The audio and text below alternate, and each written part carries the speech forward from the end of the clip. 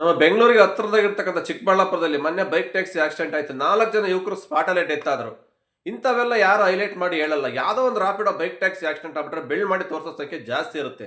ಅದಕ್ಕೋಸ್ಕರ ಆದಷ್ಟು ಸೇಫ್ ಆಗಿ ಡ್ಯೂಟಿ ಮಾಡಿ ಬೈಕ್ ಟ್ಯಾಕ್ಸಿ ರೈಡರ್ಸ್. ಕೆಲವೊಬ್ಬೊಬ್ರು ಪ್ಯಾಸೆಂಜರ್ಗಳು ಹೇಳ್ತಾರೆ, ಆಫೀಸ್ ಟೈಮ್ ಆಗ್ಬಿಟ್ಟಿದೆ, ಬೇಗ ಅರ್ಜೆಂಟ್ ಸ್ಪೀಡಾಗಿ ಹೋಗಿ ಅಂತಾರೆ. ದಯವಿಟ್ಟು ಈ ತರ ಯಾರು ಓಡಿಸೋಕೆ ಹೋಗ್ಬೇಡಿ ಗಾಡಿನ ರ್ಯಾಶ್ ಡ್ರೈವಾಗೆ. ಅವ್ರೇನೋ ಅರ್ಜೆಂಟ್ ಅಂತ ಹೇಳ್ಬಿಡ್ಬೋದು. ಇನ್ ಕೇಸ್ ಆಕ್ಸಿಡೆಂಟ್ ಆದ್ರೆ ಅದಕ್ಕೆ ಜವಾಬ್ದಾರಿ ನೀವೇ ಆಗಿರ್ತೀರಾ.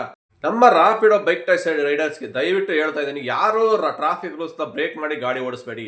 ನಿಮ್ಮನ್ನ ನಂಬಿ ಆ ಕಸ್ಟಮರ್ ಬಂದಿರ್ತಾರೆ. ಆದಷ್ಟು ಸೇಫ್ ಆಗಿ ಡ್ಯೂಟಿ ಮಾಡಿ. ನೀವು ಯಾರೋ ಒಬ್ರು ಇಬ್ರು ಮಾಡ್ತಕ್ಕಂಥ ಮಿಸ್ಟೇಕ್ ಇಂದ ಇವತ್ತು ಲಕ್ಷಾಂತರ ರಾಪಿಡೋ ಬೈಕ್ ಟ್ಯಾಕ್ಸಿ ರೈಡರ್ಸ್ ಹೊಟ್ಟೆ ಮೇಲೆ ಹೊಡೆದಂಗಾಗುತ್ತೆ. Hi friends, welcome back to Harsikere ಯಾರನ್ ಯೂಟ್ಯೂಬ್ ಚಾನಲ್. ಯಾರೆಲ್ಲ ಫಸ್ಟ್ ಟೈಮ್ ನಮ್ಮ ಚಾನಲ್ ವಾಚ್ ಮಾಡ್ತಾ ಇರೋ ಪ್ಲೀಸ್ ದಯವಿಟ್ಟು ಸಬ್ಸ್ಕ್ರೈಬ್ ಮಾಡ್ಕೊಂಡು ವಿಡಿಯೋನ ವಾಚ್ ಮಾಡಿ, ಹಾಗೆ ಪಕ್ಕದಾಗಿರೋ ಬೆಲ್ ಐಕಾನ್ ಕ್ಲಿಕ್ ಮಾಡಿ. ಇಷ್ಟ ಆದರೆ ಒಂದು ಲೈಕ್ ಮಾಡಿ, ಶೇರ್ ಮಾಡಿ, ನಿಮ್ಮ ಅನಿಸಿಕೆಗಳನ್ನ ಕಮೆಂಟ್ ಬಾಕ್ಸ್ ತಿಳಿಸಿ. ಬನ್ನಿ ಸ್ನೇಹಿತರೆ, ವಿಡಿಯೋ ಸ್ಟಾರ್ಟ್ ಮಾಡೋಣ. ಯಾರೋ ಒಂದಿಷ್ಟು ಜನ ಮಾಡ್ತಕ್ಕಂಥ ಕೆಲಸದಿಂದ ಬೈಕ್ ಟ್ಯಾಕ್ಸ್ಗೆ ಪದೇ ಪದೇ ಹಿನ್ನಡೆ ಆಗ್ತಾ ಇದೆ. ಖಂಡಿತ ಇದು ನಿಜನೇ ಹೇಳ್ಬೇಕಂದ್ರೆ. ರೀಸೆಂಟಾಗಿ ಆಯ್ತದ ಒಂದು ಆಕ್ಸಿಡೆಂಟ್ ಇರ್ಬೋದು, ಅದಕ್ಕೆ ಮುಂಚೆ ಆಗಿರ್ತಕ್ಕಂಥ ಒಂದು ಕೆಲವೊಂದು ಮಿಸ್ಬಿಹೇವ್ ಇರ್ಬೋದು ಲೇಡೀಸ್ ಮೇಲೆ. ಇವರೆಲ್ಲ ಏನಕ್ಕೆ ಈ ಥರ ಮಾಡ್ತಾರೆ? ಇರೋ ರೂಲ್ಸ್ ಫಾಲೋ ಮಾಡೋಕ್ಕೆ ಏನು ಕಷ್ಟ? ಎಷ್ಟೋ ಲಕ್ಷಾಂತರ ಜನ ಕೆಲಸ ಮಾಡ್ತಾ ಇರಿ, ಒಬ್ರು ಇಬ್ರು ಮಾಡ್ತಕ್ಕಂಥ ಮಿಸ್ಟೇಕಿಂದ ಇಷ್ಟು ಜನದ ಹೊಟ್ಟೆ ಮೇಲೆ ಹೊಡೆದಂಗಾಗಲ್ಲ ಮುಂದಿನ ದಿವಸ. ಯಾರೋ ಮೊನ್ನೆ ರಾಂಗ್ ರೂಟ್ ಹೋಗ್ಬಿಟ್ಟು ಆಕ್ಸಿಡೆಂಟ್ ಮಾಡಿ ಆ ವ್ಯಕ್ತಿ ಕೂಡ ಕಾಲ್ ಮುರಿದೋಯ್ತು, ಕಂಪ್ನಿ ರೆಸ್ಪಾನ್ಸ್ ಮಾಡ್ತಾ ಇಲ್ಲ ಅಂತ ಅವ್ರು ಹೇಳ್ತಾರೆ. ಅವ್ರ ಫ್ಯಾಮಿಲಿ ಎಲ್ಲ ಕಂಪ್ಲೇಂಟ್ ಕೊಟ್ಟು ತಿಂತಿದ್ದಾರೆ. ಈ ಥರ ಎಲ್ಲ ಮಾಡಿದಾಗ ಏನಾಗುತ್ತೆ, ಬೈಕ್ ಟ್ಯಾಕ್ಸಿ ಕೂಡ ಪ್ರಾಬ್ಲಮ್ ಆಗೋದು ಜಾಸ್ತಿ ಆಗುತ್ತೆ. ನಾವು ಎಷ್ಟು ವಿಡಿಯೋದಲ್ಲಿ ಹೇಳ್ತಾ ಇರ್ತೀವಿ, ಆದಷ್ಟು ರೂಲ್ಸ್ ಫಾಲೋ ಮಾಡಿ, ಹೆಲ್ಮೆಟ್ ಹಾಕೊಳ್ಳಿ, ಇವನ್ ಮೇಲೆಲ್ಲ ಹೋಗಬೇಡಿ, ಸಿಗ್ನಲ್ ಜಂಪ್ ಮಾಡಬೇಡಿ. ಸೊ ಯಾಕೆಂದ್ರೆ ನಿಮ್ಮನ್ನು ನಂಬಿ ಆ ಕಸ್ಟಮರ್ ಬಂದಿರ್ತಾರೆ, ನಮ್ಮನ್ನು ಸೇಫಾಗಿ ಬೈಕ್ ಟ್ಯಾಕ್ಸಿ ರೈಡರ್ಸ್ ಮನೆಗೆ ತಲುಪಿಸ್ತಾರೆ ಅಂತವ. 50 ರೂಪಾಯಿ ಕಮ್ಮಿ ಅಂತ ಅವ್ರು ನಿಮ್ಮನ್ನು ಬರಲ್ಲ. ಅದರಲ್ಲಿ ಆಟೋಕ್ಕೆ ಹೋಗ್ಬೋದು, ಕ್ಯಾಬ್ಗೆ ಹೋಗ್ಬೋದು. ಇವತ್ತು ಯಾರೋ ಒಂದು 50 ರೂಪಾಯಿ ಕಮ್ಮಿ ಇದೆ ಅಂತಲೂ ಕೆಲವರು ಬರ್ಬೋದು, ಕೆಲವರು ಬರಲ್ಲ. ಏನೋ ಇನ್ನು ಇನ್ ಕೇಸ್ ಶಾರ್ಟ್ ಡಿಸ್ಟೆನ್ಸಲ್ಲಿ ಬೇಗ ಹೋಗ್ಬಿಡ್ಬೋದಲ್ಲ ಶಾರ್ಟ್ ಟೈಮಲ್ಲಿ ಮನೆಗೆ. ಈ ಆಟೋ ಕ್ಯಾಬ್ ಅಂದರೆ ಸ್ವಲ್ಪ ಲಾಂಗ್ ಟೈಮ್ ಆಗುತ್ತೆ, ಟ್ರಾಫಿಕ್ ಜಾಸ್ತಿ. ಇದರಿಂದ ಬೈಕಲ್ಲಿ ಅಂದರೆ ಸ್ವಲ್ಪ ಬೇಗ ಮನೆಗೆ ರೀಚ್ ಆಗ್ಬೋದಲ್ವಾ ಅನ್ನೋ ಒಂದು ಇಂಟೆನ್ಷನ್ ಇಟ್ಕೊಂಡು ಕೆಲವರು ಬರ್ತಾರೆ. ಇನ್ನು ಕೆಲವರು ಏನೋ ಒಂದು ಆಟೋಕ್ಕೆ ಕ್ಯಾಬ್ಗೆ ಹೋಲಿಸ್ಕೊಂಡ್ರೆ ಒಂದು 50 ರೂಪಾಯಿ ಕಮ್ಮಿ ಆಗುತ್ತಲ್ವಾ ಬೈಕಲ್ಲಿ ಅಂತ ಕೆಲವರು ಬರ್ತಾರೆ. ಕೆಲವರು ಮಿಡಲ್ ಕ್ಲಾಸ್ ಫ್ಯಾಮಿಲಿ ಇರ್ತಾರೆ, ಆಟೋಕ್ಕೆ ಕ್ಯಾಬ್ಗೆ ಕೊಟ್ಟು ದುಡ್ಡು ಕೊಟ್ಟು ಹೋಗೋಕ್ಕೆ ಶಕ್ತಿ ಇರಲ್ಲ ಅಷ್ಟೊಂದು. ಅಂಥವ್ರೆಲ್ಲ ಏನು ಮಾಡ್ತಾರೆ, ಬೈಕ್ ಯೂಸ್ ಮಾಡ್ತಾರೆ. ಈ ಥರ ಬೈಕ್ ಟ್ಯಾಕ್ಸಿ ಯೂಸ್ ಮಾಡಿದಾಗ ನೀವು ಎಷ್ಟು ಮಟ್ಟಿಗೆ ಕೆಲಸ ಮಾಡಬೇಕಲ್ವಾ, ಎಷ್ಟು ಸೇಫಾಗಿ ಡ್ಯೂಟಿ ಮಾಡಬೇಕು. ನೀವು ಮಾಡ್ತಕ್ಕಂಥ ನೆಗ್ಲಿಜೆನ್ಸಿಯಿಂದ ಇವತ್ತು ಎಷ್ಟು ಜನಕ್ಕೆ ಪ್ರಾಬ್ಲಮ್ ಆಗ್ತಾ ಇದೆ. ಇವತ್ತು ಆ ಫ್ಯಾಮಿಲಿಯಲ್ಲಿ ದುಡಿತಕ್ಕಂಥ ವ್ಯಕ್ತಿ ಒಬ್ಬನೇ ಇವತ್ತು ಕಾಲು ಮುರ್ಕೊಂಡು ಮೂಲೆ ಕೂತ್ಕೊಂಡ್ರು. ಅವರು ನಾಳೆ ದಿವಸ ಫ್ಯಾಮಿಲಿಗೆ ಯಾರು ಆಗ್ತಾರೆ? ನೀವೇನಾದ್ರು ಹೆಲ್ಪ್ ಮಾಡ್ತೀರಾ ಫ್ಯಾಮಿಲಿಗೆ? ಇಲ್ಲ ಹೇಳಿ. ನೀವು ಮಾಡ್ತಾ ದುಡ್ಕೊಂಡು ತಿನ್ನೋಕ್ಕೆ ಬಂದಿರ್ತೀರಾ. ಈ ಥರ ಮಾಡಿ ಬಿಟ್ಬಿಟ್ರೆ ಇವತ್ತು ಫ್ಯಾಮಿಲಿ ಏನಾಗಬೇಕು? ಇದು ಕಂಪ್ನಿಲಿ ಕೆಲಸ ಮಾಡ್ತಕ್ಕಂಥ ಇನ್ನೂ ಲಕ್ಷಾಂತರ ಜನ ಇದ್ದಾರೆ, ಅವರೆಲ್ಲ ಏನಾಗಬೇಕು? ಇನ್ ಕೇಸ್ ಏನಾದ್ರು ಕಂಪ್ನಿ ಏನಾದ್ರು ಬ್ಯಾನ್ ಆಗಿಬಿಟ್ರೆ. ಇವಾಗ ಮೊದಲೇ ಈ ವಿಡಿಯೋಗಳ ಮೇಲೆ ವಿಡಿಯೋ ಬರ್ತಾನೆ ಇದೆ ಪದೇ ಪದೇ. ಬೈಕ್ ಟ್ಯಾಕ್ಸಿ ರೈಡರ್ಸ್ ಆ ಥರ ಮಾಡಿದ್ರು, ಈ ಥರ ಮಾಡಿದ್ರು, ಸರಿ ಇಲ್ಲ, ಸೇಫ್ ಇಲ್ಲ, ಯಾರು ಹೋಗಬೇಡಿ ಅಂತ ಎಷ್ಟು ಆಟೋ ಪರವಾಗಿ ವಿಡಿಯೋಗಳು ಮಾಡ್ತಾನೆ ಇದ್ದಾರೆ ಅವರು. ಅದರಲ್ಲಿ ಈ ಥರ ಒಂದೊಂದು ಪದೇ ಪದೇ ನಮ್ಮ ಬೈಕ್ ಟ್ಯಾಕ್ಸಿ ರೈಡರ್ಸ್ ಮಾಡ್ತಾ ಇರ್ತಾರೆ. ಹಿಂಗೆಲ್ಲ ಆದಾಗ ಏನಾಗುತ್ತೆ, ಉರಿಯೋ ಬೆಂಕಿಗೆ ತುಪ್ಪ ಸುರಿದಂಗೆ ಆಗೋಯ್ತು. ಇವಾಗ ನೀವು ಮಾಡೋಕ್ಕಂಥ ಸಣ್ಣ ಪುಟ್ಟ ಮಿಸ್ಟೇಕ್ಗಳು ಇವತ್ತು ಇನ್ನೂ ದೊಡ್ಡ ಹೈಲೈಟ್ ಮಾಡ್ತಾರೆ ಇವಾಗ ಅವರು. ಅದಕ್ಕೋಸ್ಕರ ನಾವು ಹೇಳ್ತಾನೆ ಇರ್ತೀವಿ, ಯಾವಾಗಲೂ ಸೇಫಾಗಿ ಡ್ಯೂಟಿ ಮಾಡಿ. ಯಾರೋ ಒಬ್ಬರು ಮಾಡ್ತಕ್ಕಂಥ ಮಿಸ್ಟೇಕಿಂದ ಇವತ್ತು ಎಷ್ಟು ಜನಕ್ಕೆ ಪ್ರಾಬ್ಲಮ್ ಆಗ್ತಾ ಇದೆ. ಆಲ್ರೆಡಿ ಆರ್ಡರ್ಸ್ ಕಮ್ಮಿ ಇದೆ, ಹುಡುಗರು ಕುಟುಂಬ ಜಾಸ್ತಿ ಆಗಿದ್ದಾರೆ ಡೆಲಿವರಿ ಫೀಲ್ಡಲ್ಲಿ. ಬೈಕ್ ಟ್ಯಾಕ್ಸಿಲ್ ಅಂತ ಕೇಳೋಂಗೇ ಇಲ್ಲ, ಅಷ್ಟು ಮಿತಿಮೀರೋಗಿದೆ ಜನಸಂಖ್ಯೆ. ಏನೋ ಅದ್ರ ಇದ್ರು ಅಲ್ಪ ಸ್ವಲ್ಪ ಮಾಡ್ಕೊಂಡು ತಿಂತೇರಿ ಇರೋರು ಹಳವರು ಪಾಪ. ಈಗ ಅದರಲ್ಲೂ ನೀವು ಮಾಡ್ತಕ್ಕಂಥ ಕೆಲಸದಿಂದ ಅವ್ರ ಹೊಟ್ಟೆ ಮೇಲೆ ಹೊಡೆದಂಗೆ ಆಗಲ್ವಾ? ಹೇಳಿ, ಎಷ್ಟು ಮಟ್ಟಿಗೆ ಸರಿ ನೀವು ಮಾಡ್ತಕ್ಕಂಥ ಕೆಲಸ? ಅದಕ್ಕೋಸ್ಕರ ನಾವು ಹೇಳ್ತಾ ಇರ್ತೀವಿ, ಯಾವಾಗಲೂ ಸೇಫಾಗಿ ಡ್ಯೂಟಿ ಮಾಡಿ. ಏನು 5 ನಿಮಿಷ ಬೇಗ ಹೋಗ್ಬಿಟ್ರಿ ಏನಂತ ಅರ್ಜೆಂಟು ಹೇಳಿ? ಲೇಟ್ ಆಗಲಿ ಪರವಾಗಿಲ್ಲ, ನೀವು ಒಂದು 2 ಆರ್ಡರ್ ಕಡಿಮೆ ಆಗುತ್ತಾ, ಒಂದು 100 ರೂಪಾಯಿ ಅರ್ನಿಂಗ್ಸ್ ಕಮ್ಮಿ ಆಗುತ್ತಾ, ಪರವಾಗಿಲ್ಲ, ಎಲ್ಲೂ ಹೋಗಲ್ಲ. ಇವತ್ತು ಕಮ್ಮಿ ಆದ್ರೆ ನಾಳೆ ಸಂಪಾದನೆ ಮಾಡ್ಕೋಬೋದು. ಆದರೆ ಈ ಥರ ಎಲ್ಲ ಆದಾಗ ಏನು ಪ್ರಾಬ್ಲಮ್ ಹೇಳಿ? ನಿಮ್ಮ ಫ್ಯಾಮಿಲಿಗೂ ಪ್ರಾಬ್ಲಮ್ಮಾ? ನಿಮ್ಮ ಮೇಲೆ ಕೇಸ್ ಆದ್ರೆ ನೀವು ಸ್ಟೇಷನ್ಗೆ ಹೋಗ್ತೀರಾ, ಅವರು ಕಾಲ್ ಮುರ್ಕೊಂಡು ಅವರು ಹಾಸ್ಪಿಟ್ಲಲ್ಲಿ ಇದ್ದಾರೆ. ನಿಮಗೆಲ್ಲ ಯಾರು ನೋಡ್ಕೊತಾರೆ?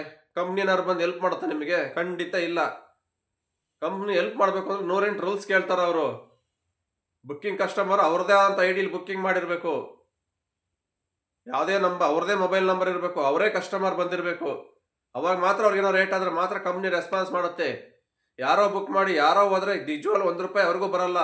ಯಾರಿಗೆ ಪ್ಯಾಸೆಂಜರ್ ಹಿಂದೆ ಕೂತಿರ್ತಾರಲ್ಲ ಅವ್ರಿಗೆ. ಇನ್ನು ಬೈಕ್ ಟ್ಯಾಕ್ಸಿ ನೀವು ಅಷ್ಟೇ ತಗೊಳ್ಳಿ, ಕಸ್ಟಮರ್ ಎಲ್ಲ ಅವರೇ ಬುಕ್ ಮಾಡಿ ಅವರೇ ಬಂದು, ರೈಡರ್ ಏನಾದ್ರು ಇನ್ ಕೇಸ್ ಅವ್ರ ಕಡೆಯಿಂದ ಏನಾದ್ರು ಮಿಸ್ಟೇಕ್ ಅಂದರೆ ಗೊತ್ತಿರಬೇಕು. ಬೇರೆ ರೈಡಿ ನೀವು ಓಡಿಸ್ತಾ ಇರ್ತೀರಲ್ಲ, ಮೊಬೈಲ್ ನಂಬರ್ ನಿಮ್ದಿರಲ್ಲ, ಯಾವುದೋ ಬೇರೆ ಮೊಬೈಲ್ ರಿಜಿಸ್ಟರ್ ಆಗಿರುತ್ತೆ, ಇನ್ನೊಂದು ನಂಬರ್ ಯೂಸ್ ಮಾಡ್ತಾ ಇರ್ತೀರಾ.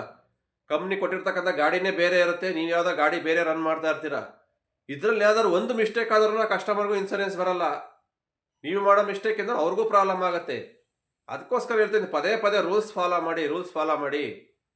ಈ ರೂಲ್ಸ್ಗಳು ಫಾಲೋ ಮಾಡಿಲ್ಲ ಅಂದ್ರೆ ಏನಾಗುತ್ತೆ ತುಂಬ ಪ್ರಾಬ್ಲಮ್ಮು. ಇನ್ಶೂರೆನ್ಸ್ ಅಂದರೆ ಯಾವುದೇ ಥರ ಗೌರ್ಮೆಂಟ್ ಅವ್ರ ಕಡೆಯಿಂದ ಬರಲ್ಲ. ರಾಪಿಡೋ ಕಂಪ್ನಿ ಕಡೆಯಿಂದ ಇದೆ ಇನ್ಶೂರೆನ್ಸ್ 5 lakhs ಅಂತ ಅದು ಬರುತ್ತೆ.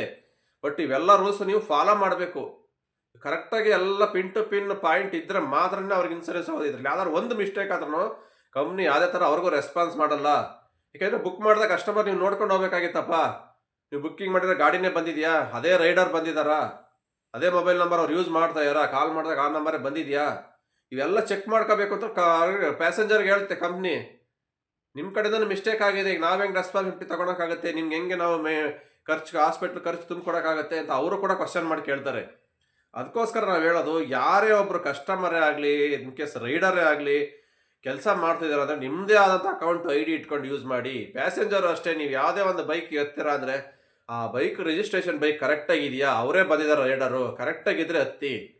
ಇನ್ ಕೇಸ್ ಏನಾರು ರಾಂಗ್ ಆಗಿತ್ತಾ ಪರವಾಗಿಲ್ಲ, ಕ್ಯಾನ್ಸಲ್ ಮಾಡ್ಕೊಂಡು ರೀಬುಕ್ ಮಾಡ್ಕೊಳ್ಳಿ ಇನ್ನೊಂದು. ಈ ಥರ ಪ್ರಾಬ್ಲಮ್ ಆದಾಗ ನಿಮಗೂ ಪ್ರಾಬ್ಲಮ್ಮೇ ಆವಾಗ.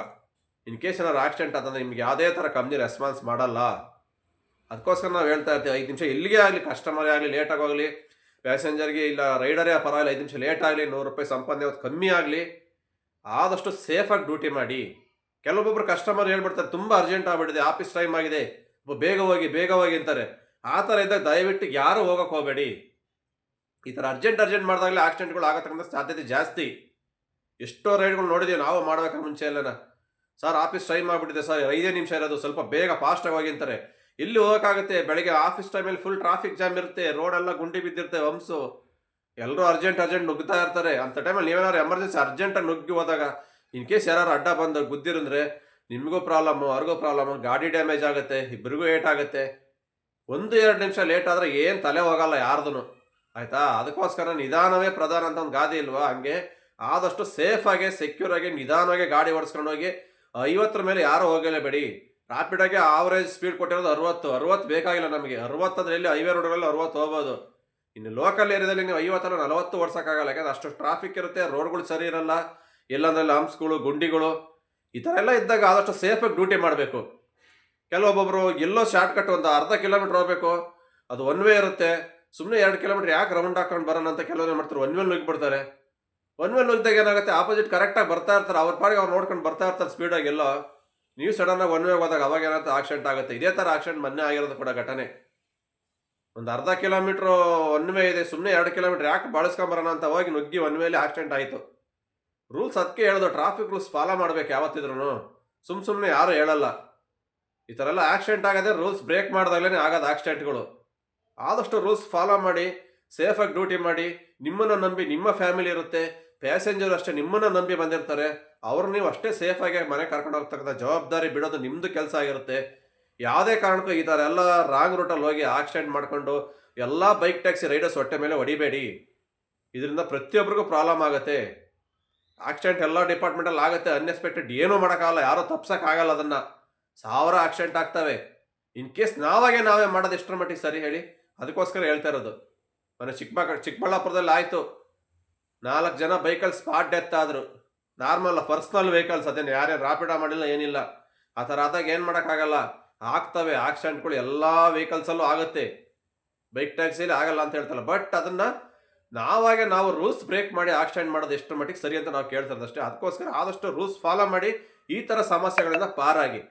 ಈ ಸುಮ್ಮನೆ ಅನ್ನೆಸೆಸರಿ ಆಕ್ಸಿಡೆಂಟ್ಗಳು, ಮಿಸ್ಬಿಹೇವ್ ಇವೆಲ್ಲ ಮಾಡ್ಕೊಂಡು ನೀವು ಇಬ್ಬರ ಮಾಡಿ ಹೋಗ್ಬಿಡ್ತೀರಾ. ಇದು ನಂಬಿ ಸುಮಾರು ಲಕ್ಷಾಂತರ ಜನ ಕೆಲಸ ಮಾಡ್ತಕ್ಕಂಥ ಕಂಪ್ನಿ ರೈಡರ್ಸ್ ಎಲ್ಲರೂ ಹೊಟ್ಟೆ ಮೇಲೆ ಹೊಡೆದಂಗೆ ಆಗುತ್ತೆ ನಾಳೆ ದಿವಸ. ಇನ್ ಕೇಸ್ ಕೋರ್ಟಲ್ಲಿ ಏನಾದ್ರು ಕೇಸ್ ಆಗಿ ಅದು ಬ್ಯಾನ್ ಆದರೆ ರ್ಯಾಪಿಡೋ.